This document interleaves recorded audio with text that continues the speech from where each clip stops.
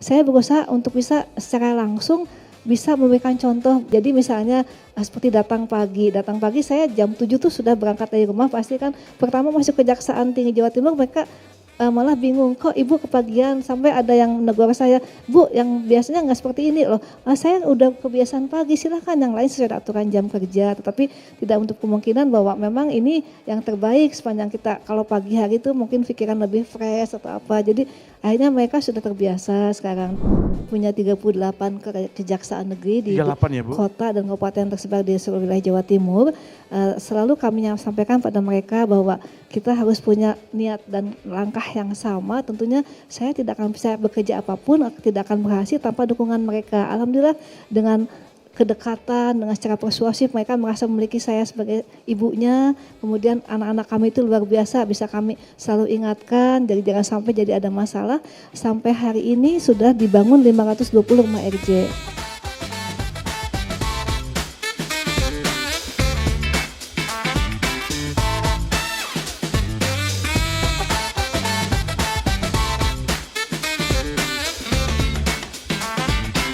Hai Sobat Adiaksa di seluruh Nusantara. Nusantara terus. Angel. Halo Pak, kali ini excited banget ya Pak. Sebentar. Ya. Kita ini sengaja Puspenkum untuk menghadirkan perempuan-perempuan berpotensi Iya. dari daerah. Ada dari Kepahyang, dari Papua, ada dari Mempawah gitu. Kita hadirkan supaya publik tahu bahwa kesetaraan gender di kejaksaan itu hadir. Luar biasa. Terkait kesetaraan gender, ya toh, kita menghadirkan salah satu pejabat kejaksaan yang perempuan, tapi sepak terjangnya luar biasa. Ibu Dr. Mia Amiatis, Kepala Kejaksaan Tinggi Jawa Timur. Iya. Selamat siang semuanya, selamat siang sobat-sobat Adiaksa. Wah, suaranya karena Bu dari kemarin itu narasumber kita selalu suaranya pas disapa kan selamat siang. Kali ini merdu jadi saya kaget gitu tiba-tiba. Beliau memang penyanyi, siang, Angel. Gitu kan. Beliau Iya, penyanyi. Luar biasa banget. Angel, Ya. saya masih ingat itu waktu pelantikan beliau itu ada tugas besar dari pimpinan. Harus menyelesaikan perkara-perkara besar di Jawa Timur yang selama ini mandek. Ternyata beliau berhasil. Luar biasa. Bu, apa resepnya Bu? Yang pertama tentu kita sudah harus ada itikat yang baik, ada niat, dimanapun kita melangkah kalau sama-sama dengan teman-teman, satu langkah yang sama, satu irama. Saya menekankan pada semua jajaran saya bahwa dengan niat yang baik pasti akan diberikan kemudahan oleh yang di atas sana. Gitu. Apapun yang kita laksanakan, sepahit apapun, pasti kalau kita berusaha dengan upaya yang terbaik ya demi bangsa dan negara, tentunya emang cukup berat.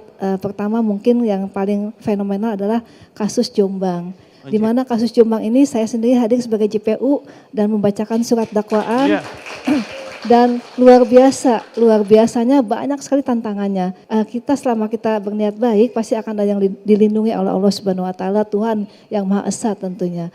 Terus yang kedua kasus berkaitan dengan kasus di Batu, di mana di Batu itu juga cukup fenomena karena korbannya sekian banyak yang selain mereka dilakukan pencabulan, lakukan di kerja paksa. Setelah kita masuk ke dalam peristiwa tersebut memang ada upaya dari pelakunya ini, mereka betul-betul mempekerjakan anak-anak ini dengan upaya untuk bisa memperoleh keuntungan. Tapi anak-anak ini tidak berdaya dan dalam taraf yang orang-orang yang tidak punya kehidupan ke depan. Jadi sangat mengidolakan yang bersangkutan selaku motivator. Jadi selama yang motivator itu bekerja, berusaha mendekati anak-anak ini, mereka merasa aduh nyaman banget. Tetapi ternyata ada di balik itu ada sesuatu yang saya sangat prihatin yang mendengarkan mereka berkeluh kesah, datang semua dengan LPSK, dan tentu kami sudah sangat gigih di sana. Saya sendiri datang dengan Pak Aspidum ke Kejari Batu untuk bisa membantu teman-teman merumuskan tuntutan pada saat itu.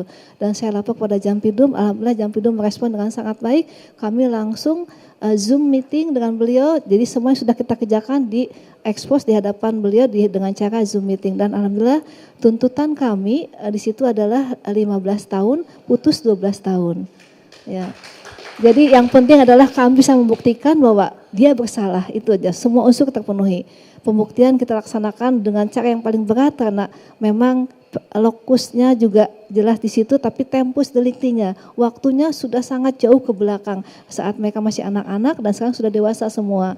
Tetapi alhamdulillah Tuhan masih memberi kemudahan. Tetapi sekarang yang menyedihkan adalah tahap upaya hukum mereka banding dan putusan banding 8 tahun. Tetapi kami masih punya upaya kasasi. Kita tidak akan surut langkah. Teman-teman di Kejaksaan Negeri Batu sudah melaksanakan upaya hukum dengan mengajukan kasasi, Pak. Waduh. Kita sedang menunggu. Yang kedua, di dalam kegiatan penanganan perkara di Jombang ini juga kami menuntut dengan 16 tahun karena sudah maksimal itu, Pak, di mana tuntutan maksimal sudah kami laksanakan tetapi putusan hanya 7 tahun, jadi kurang dari setengahnya. Otomatis kami melaksanakan kegiatan banding. Nah, disinilah kami berusaha berjuang keras karena banyak serangan-serangan yang dianggap bahwa kita tidak profesional, kita tidak melaksanakan kegiatan seperti apa yang mereka inginkan, karena ini dalam tanda kutip seseorang yang dalam kekuasaan. Sementara si korban-korbannya adalah yang betul-betul teraniaya dan tidak berdaya. Jadi tugas kami adalah memberikan upaya bagaimana bisa melaksanakan kegiatan penegakan hukum dengan cara bisa memuaskan rasa keadilan bagi masyarakat. Meskipun mungkin belum optimal, tetapi kami tetap berusaha bagaimana pada saat kami melaksanakan kegiatan penuntutan sudah berakhir dengan putusan pengadilan dan sekarang kita melakukan upaya hukum dengan melaksanakan kegiatan banding, Pak. Oke, keren banget ya. Ini masih bicara tentang Pidum loh, Angel. Iya. Gitu. Satu lagi yang iya, sekarang Bu. lagi agak booming ini adalah kasus Kanjuruhan. Kanjuruhan ya, Kasus Bu. Kanjuruhan ini kami memang menerima berkas perkara dari penyidik dengan 6 tersangka, tetapi dengan jaksa peneliti yang saya tugaskan ada 15 orang jaksa peneliti yang tersebut dalam surat perintah P16 kami, dan itu betul-betul mereka aktualisasinya luar biasa. Setiap kegiatan dalam kegiatan penelitian berkas yang segitu tebalnya itu mereka komunikatif sekali. Saya dengan Pak Aspidum, dengan Pak Wakajati tentu tetap membimbing mereka dan ekspos setiap saat, dan pada saat kami sudah final punya rumusan, kami langsung lapor pada pimpinan dan diekspos di hadapan beliau hanya sekali pada saat ketemu di Jampidum, tetapi kemudian berikutnya dengan selalu daring. Tetapi itu betul-betul terarah, artinya tidak liar dan memang kita atas izin, atas restu atau atas pengetahuan pimpinan. Tetapi pada saat kami sedang melaksanakan kegiatan ini menyatakan kepada penyidik bahwa hanya 5 bekas yang kita nyatakan lengkap, ada kekecewaan dari pihak lain. Tapi kami upayakan bahwa bukan berarti satu orang ini tidak bisa diteruskan, tetapi kami nyatakan belum memenuhi syarat secara formil maupun material. Artinya sepanjang penyidik masih bisa melengkapi berkas perkara, tidak untuk kemungkinan bisa diajukan kembali. Kan kita punya kewenangan selaku pemegang dominus litis, kita yang punya kewenangan untuk menentukan apakah suatu berkas layak atau tidak dilimpahkan ke pengadilan. Tidak bisa ada unsur paksaan, tidak ada intervensi dari pihak manapun, itu amanah dari Jaksa Agung. Kami betul-betul harus melihat bagaimana sejauh mana kami bisa membuktikan secara yuridis normatifnya. Kemandirian jaksa. Ya, dan itu pun betul sampai terjaga. diekspos di hadapan Kemenko Polhukam, Pak. Kemarin kami datang terlambat ke sini karena sampai sore dari pagi kami teman-teman dari Malang, dari Surabaya datang berkumpul di tempat Pak Jampidum dan jam 12 ekspos lagi di hadapan Pak Menko Polhukam. Alhamdulillah beliau responsif menerima faktualnya seperti ini dan saya sendiri yang menyampaikan paparan di hadapan beliau bahwa ini kita kuasai betul anatomi perkara dari Kanjuruhan tersebut. Gitu. Kita berikan aplaus untuk beliau. Semangat. Ibu, pada saat program restoratif justice diluncurkan, kita melihat Jawa Timur itu sangat progresif jumlahnya. Penyelesaian restoratif justice di Jawa Timur itu jumlahnya luar biasa. Kalau tidak salah sudah hampir mendekati 200 atau 150 lebih, Bu ya. Nah, terus kemudian hebatnya lagi disusul dengan pembangunan rumah RJ itu begitu masifnya juga. melebihi dari jumlah penanganan perkara itu sendiri. Resepnya apa sih Bu? Karena banyak daerah juga masih belum begitu banyak jumlahnya gitu Bu. Pertama tentu kami punya 38 kejaksaan negeri di 38 ya, Bu? kota dan kabupaten tersebar di seluruh wilayah Jawa Timur. Selalu kami sampaikan pada mereka bahwa kita harus punya niat dan langkah yang sama. Tentunya saya tidak akan bisa bekerja apapun, tidak akan berhasil tanpa dukungan mereka. Alhamdulillah dengan kedekatan, dengan secara persuasif mereka merasa memiliki saya sebagai ibunya. Kemudian anak-anak kami itu luar biasa, bisa kami selalu ingatkan, jadi jangan sampai jadi ada masalah. Sampai hari ini sudah dibangun 520 rumah RJ. 500 Bu, wah salah data saya berarti. 500. Dan untuk balai rehab di Indonesia baru 30 dan 21-nya ada di Jawa Timur. Jawa Timur. Ya. Jadi balai rehab juga luar biasa, teman-teman berjuang. Termasuk kami di Kejaksaan Tinggi, Pak Aspidum dengan jajarannya kita bekerja sama dengan Rumah Sakit Jiwa Menur. Di situ sebagai induknya, jadi namanya Pusat Terapi Mitra Adiaksa Provinsi Jawa Timur. Itu juga pelayanannya sangat luar biasa karena sistemnya sudah menggunakan sistem internasional sesuai dengan tahapan dari WHO. Jadi betul-betul yang bisa masuk ke sana bisa dipulihkan untuk bisa normal kembali dan waktunya pun berjangka selama 2 bulan. Apabila masih dibutuhkan maka akan diupayakan dikembalikan lagi, diajukan untuk dimohonkan di rehab lagi. Jadi ini kan butuh biayanya diberikan oleh Departemen Kesehatan melalui pemerintah daerah Provinsi Jawa Timur. Itu yang ada di Kejaksaan Tinggi Jawa Timur. Teman-teman di daerah pun sama. Bahkan yang paling ujung yang saya salut di Pacitan.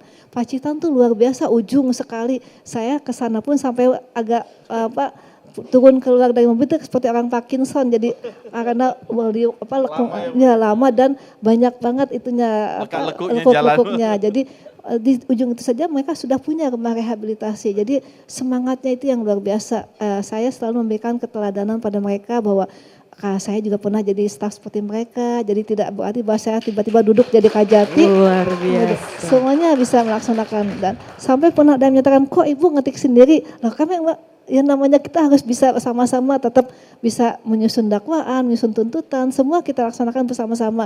Tidak berarti bahwa hanya duduk-duduk manis saja sebagai kajati, tapi ya betul-betul kita bisa merasakannya. Dan alhamdulillah yang paling sekarang yang paling fenomenal di Kejaksaan Tinggi Jawa Timur adalah penerbitan LO. Penerbitan LO itu selalu dipaparkan di hadapan kami, Pak Asdatun, saya dan teman-teman JPN di Kejati Jawa Timur, dan saya selalu memberikan misalnya seperti kemarin sekali akan diproses dalam paparan itu 10 kejari yang meminta. Jadi saya pulang ke motor di Bekasi PR Pak Asdatun 10 LO yang saya baca. Saya bahas, saya berikan ulasan dan saya dari halaman per halaman dari baris-baris saya baca dan saya berikan ulasan. Dan memang rata-rata pemahaman mereka perlu dibekali dengan pengetahuan yang lebih luas lagi tentang LO itu karena jaksa pengacara itu harus pintar, harus semua tahu aturan-aturan yang diminta oleh pemohon, oleh stakeholdernya. Macam-macam masalahnya, bukan hanya masalah hukum, kadang-kadang berkaitan dengan masalah anggaran ataupun dengan kebijakan-kebijakan yang mereka punya. Jadi itulah perlunya kami bertukar pikiran dan meskipun demikian saya selalu menyampaikan pada mereka setelah selesai semua yang saya berikan analisa dari LO tersebut saya share kepada mereka. Jadi mereka tinggal bandingkan mana yang akan bisa diadopsi oleh mereka. Jadi merasakan ada ibunya yang memberikan bimbingan, ibunya yang memberikan coba untuk memberikan apa yang terbaik atau yang benar nanti betulkan lagi dengan teman-teman yang lain. Jadi pengendalian semua perkara rupanya Kajati langsung turun loh. Bukan pengendali tapi kami coba untuk bisa share, untuk bisa menengahi ataupun memberikan masukan. Kalau pengendali kan masing-masing asistennya sudah punya kewenangan. Pak Aspidum punya kewenangan di bidang Pidum, Asdatun juga sama, Aspidum sama. Nah untuk PISU sekarang yang paling menonjol adalah kami sedang berusaha untuk bisa memulihkan aset milik Wali Kota Surabaya, di mana ada salah satu danau yang dimiliki oleh masyarakat, oleh orang lain kan sangat tidak layak. Danau dimiliki oleh orang lain, oleh masyarakat, oleh SEKU, oleh oknum. Nah sudah dialih namakan, sudah dibangun sebagian rumah dan kebetulan sekali yang melaporkannya adalah Ibu Risma pada saat beliau jadi wali kota. Sekarang kami sudah menetapkan 2 tersangka. Pada saat penetapan 2 tersangka, kami dibully oleh media, dikatakan Kajati tidak profesional. Padahal kami betul-betul yakin bahwa itu dialah tersangka yang menghilangkan aset negara Syekh Wali Kota Surabaya. Jadi Sekarang pada tahapan masih penyidikan, tetapi kemungkinan besar pasti akan bertambah tersangka yang lain. Waduh. Luar biasa. Coba.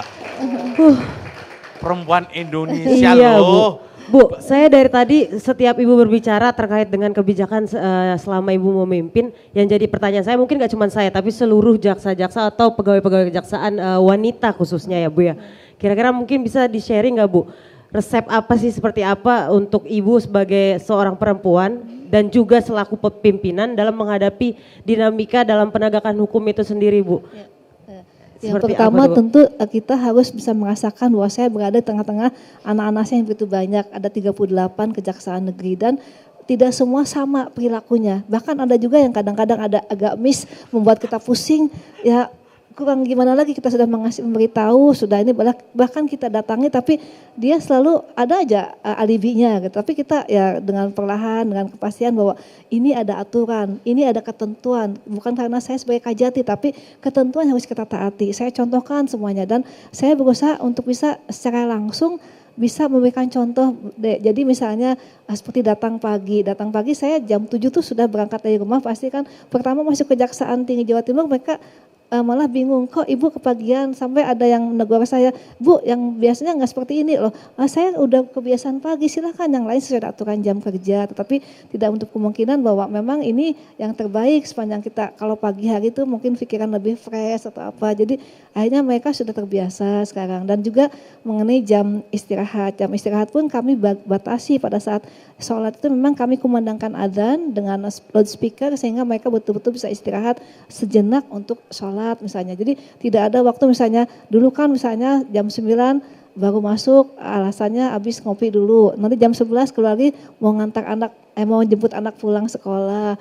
Jadi akhirnya alhamdulillah sekarang sudah tertib sekali. Sudah tertib semua fasilitas diberikan lengkap, semua lantai ada musola dan masjid besar pun kami punya. Masjidnya keren, ya, keren banget Jawa Timur. Ya. Jadi kami coba untuk bisa memenuhi mereka, kebutuhan mereka agar bisa nyaman di kantor, dan yang penting ada keteladanan. Kalau saya sih prinsipnya keteladanan, karena saya pun tidak akan bisa berbuat apapun tanpa dukungan mereka, dan juga ada reward. Reward artinya kita menghargai apa yang sudah mereka kerjakan. Jadi kalaupun kita sudah kesel, sudah ini salah, keliru terus dikasih tahu, tapi kita tahan sedemikian rupa. Memang kesabaran itu ada batasnya, tapi jangan sampai kita mencapai batas kesabaran kita. Jadi tetap kita upayakan yang terbaik untuk mereka, untuk teman-teman mereka, untuk bisa mereka punya rasa, ada sense of belonging terhadap pekerjaannya, terhadap kantor kita. Jadi semuanya bisa dipelihara, dikerjakan dengan baik. Dan para asisten pun saya coba guyub gitu. Katanya dulu masing-masing jalan ke sana ke sini. Saya selalu berusaha, misalnya bahkan pernah kami nonton konser bersama bareng, nonton konser sama-sama, semua asisten nonton konser. Terus tiba-tiba mereka kan belum tidur, jam 12 saya call mereka, ayo kita makan rawon setan. Jam 12 malam keluar akan rawon setan. Jadi betul-betul merasa guyub, ada kebersamaannya. Dan saya sering sekali kalau misalnya ada waktu luang saya masak di rumah, saya undang asisten untuk makan di rumah. Itu terasa sekali bagaimana ada homey-nya, ada rasa memiliki ibu gitu. Itu. Makanya Bu, Pak Asbin Jatim kok kayaknya berat badannya nambah terus Bu. Luar biasa. Rupanya punya ibu yang perhatian sekali. Karena kuncinya disiplin berarti ya Pak ya. Jel. Ya. Kalau ngomongin Jawa Timur, memang komposisi Forkopimdanya agak unik. Karena gubernurnya wanita, Kajatinya juga perempuan hebat gitu. Bu, itu mempermudah atau menjadi hambatan Bu dalam pelaksanaan tugas? Selama ini alhamdulillah yang gak ada kendala, cuma mereka malah lebih peka melihat langkah kita. Saya baru 3 bulan di sana sudah dianugerahi medali emas, ini yang saya pakai. Ini medali emas dari Ibu Gubernur, karena dianggap sebagai yang memberikan kontribusi luar biasa dengan baru 4 bulan sudah memberikan kontribusi dengan membangun rumah itu cukup banyak, terus penanganan perkara yang cukup ya responsif lah terhadap pengaduan masyarakat itu. Dan katanya ini istilahnya mereka jangan masuki mobil. Jadi ini ininya apa pihak ininya medalinya ini. Medalinya ini ada 3 peringkat, ada perunggu, perak, emas. Kemudian saya langsung dapat yang emas. Woi berat. Jel, kamu nggak bakal punya itu. Satu, harus jadi Kajati dulu.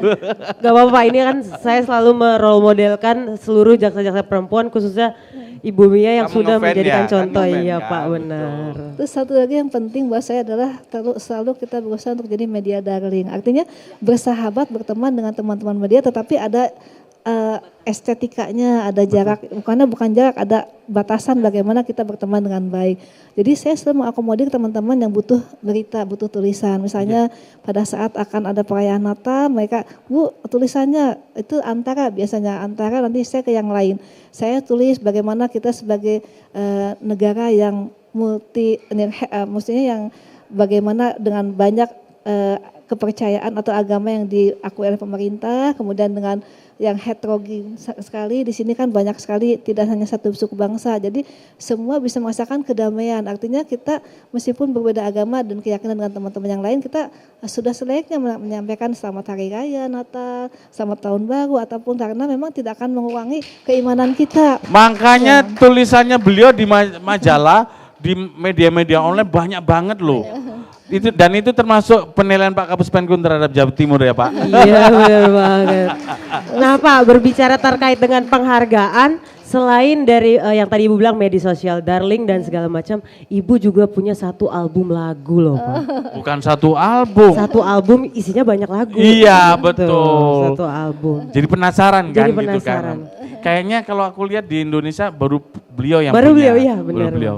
Bu susah nggak sih Bu mengekspresikan diri di bidang seni selain tugas-tugas Ibu di penegakan hukum yang harus butuh sosok Kajati yang tegas punya, gitu ya. tegas Iya. gitu kan. Apa emang hobi Bu atau memang Seperti Kebetulan apa, saya Bu? suka menulis ya, jadi dan kalau dalam menuangkan tulisan itu kan memang lebih tertuang bagaimana kita lebih lega.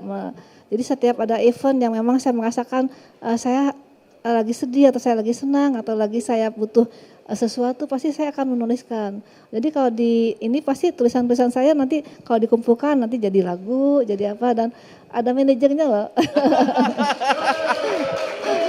Silakan menghubungi manajernya ya.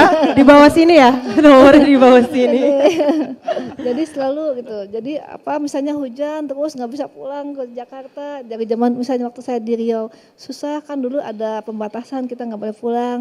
Terus jadi akhirnya merasa sendiri, akhirnya tertuang dalam lagu bagaimana kerinduan kita pada orang rumah, pada keluarga, semua. Jadi akhirnya secara positif, bahkan waktu di Riau kita sedikit ada upaya untuk konser, mini konser. Jadi semua lagu saya kita tuangkan dan teman-teman stakeholder yang mendengarkan itu. Dan kemarin alhamdulillah ini bantuan Pak Dedi juga, beliau jadi hostnya.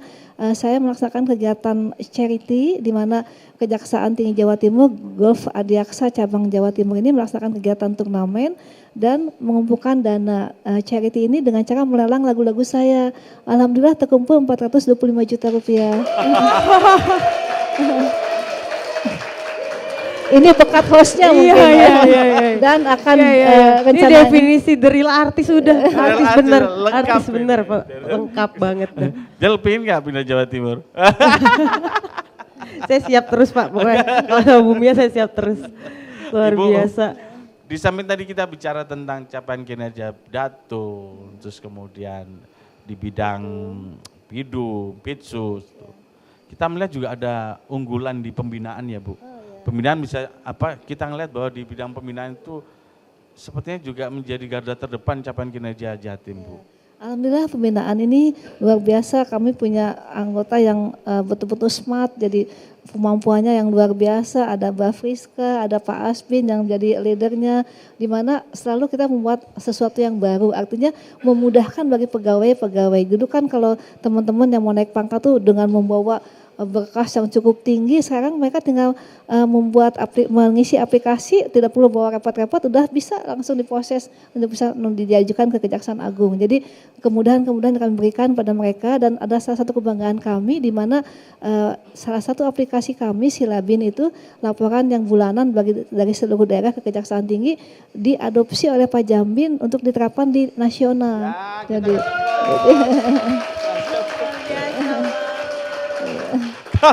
Ini tepuk tangannya ini kayaknya punya maksud, nggak ada honor loh ya, nggak ada honor.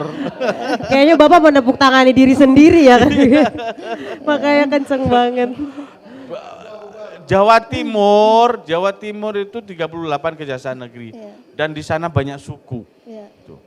Itu menjadi dinamis ya Bu ya, Jawa Timur. Betul, kebetulan kan Ibu Hovifah itu gubernur orangnya yang beliau yang selalu terjun langsung ke lapangan, dan kalau saya lihat perhatikan dari IG-nya tuh sepertinya jam kerjanya sama dengan kami, 24 jam tuh kurang gitu. Selalu ada aktivitas, kan saya juga teman-teman asisten tuh nggak pernah heran kalau tiba-tiba jam 2 saya WA mereka ada sesuatu yang dibutuhkan atau ada informasi dari Pak Jaksa Agung ataupun para jam yang lain yang harus segera kita tindak lanjuti, dan mereka sudah terbiasa dengan itu. Sama seperti itu. Jadi kita berusaha sebagai seorang perempuan, seorang ibu, tetapi dengan feminismenya, tetapi tetap kita dalam suatu saat bisa melangkah 1000 kali lebih cepat dari langkah laki-laki. Gitu. Kalimat terakhirnya pengunci banget ya Pak. 1000 langkah lebih cepat dari laki-laki. Dan itu sudah dibuktikan oleh beliau. Iya benar banget. Sobat Adiaksa, luar biasa giliran banget. kita yang mau minta pendapatnya kepada beliau. Satu kata untuk Puspenkum Ibu. Luar biasa. Keren banget. Ini luar biasa ya Bu ya. Kebetulan tadi saya di Pokja 4 kan ada, di Pokja 4 itu kan membahas termasuk diantaranya kewenangan kejaksaan dalam hal multimedia. Nah di sini kan justru di sini kelihatan sekali peranan kejaksaan Sekyu Puspenkum, di mana nanti bagaimana bisa melaksanakan kegiatan-kegiatan yang bisa mendukung terutama dalam hal sesuai dengan Insian nomor 1 2022 dari Pak Jaksa Agung terkait dengan pemberitaan positif. Nah ini juga kan kami upayakan di daerah pun seperti itu. Jadi setiap kegiatan kami berusaha untuk bisa mengupload kepada media masing-masing, dan saya selalu bukan tidak percaya tapi selalu lebih nyaman kalau saya narasinya saya buat sendiri. Setiap kegiatan saya yang diupload di media itu narasinya saya selalu buat sendiri untuk diupload oleh teman-teman itu. Iya. Begitu pentingnya anti medsos bagi buat beliau. Ibu, iya. Sampai akun pribadi beliau nggak punya. Coba itu bayangin hebatnya. Tapi meskipun Ibu suka nulis tapi Ibu nggak punya media sosial gitu kan. Sama kayak Pak Kapuspenkum Bu, beliau tuh sangat teliti terhadap postingan. Jadi cek langsung, kalau sampai ada salah kata sedikit tipu, malam-malam jam 12 ganti gitu beliau. Bu, mungkin untuk closing kali ini nih Pak, tepuk tangan terus ya, tepuk tangan luar biasa. Untuk closing kali ini Pak, kalau misalnya tadi kan ada banyak hampir semuanya narasumber semua bapak-bapak nih Bu. Spesial khusus pertanyaan untuk Ibu. Saya mau dong Bu pesan untuk jaksa-jaksa khususnya jaksa wanita Bu. Di kali ini. Untuk dari Ibu, untuk seluruh jaksa-jaksa khususnya jaksa wanita Bu. Ada satu kalimat yang selama ini saya selalu gunakan setiap ketemu dengan perempuan-perempuan hebat yang saya sukai. Di sini juga ada kabagumah tangga, seorang perempuan juga yang saya yakin ke depan bisa jadi lebih tinggi lagi. Jadi yang utama adalah perempuan hebat itu tidak berada dalam kemasan. Itu aja gitu. Wah, singkat, padat, dan romantis nih Pak, benar. Jadi artinya perempuan hebat itu di dalam kemasan betul sebenarnya natural dan punya hal yang luar biasa. Tidak ditambah-tambahi, tidak dibuat-buat, tapi memang itu kehebatannya ada inner beauty dari dalam, ada segala macam gitu. Luar biasa banget Ibu. Ingat loh ya, kamu jangan pakai kemasan terus. Enggak Pak. Enggak dong, enggak ingat Pak, harus inner beauty kata Ibu. Dan punya karakter. Iya, benar banget. Karakter itu yang penting. Wanita hebat Indonesia harus memiliki karakter. Sobat, tanpa terasa waktu kita udah mulai habis nih. Dan masih banyak narasumber yang harus kita kulik gitu kan. Ibu terima kasih sudah hadir di Pojok Puspenkum. Yakinlah bahwa wanita hebat di Indonesia kita tahu bukan hanya beliau. Ya. Tapi harapan besar Puspenkum ada banyak lahir wanita-wanita hebat lainnya di Kejaksaan untuk Indonesia. Hebat! Assalamualaikum warahmatullahi wabarakatuh.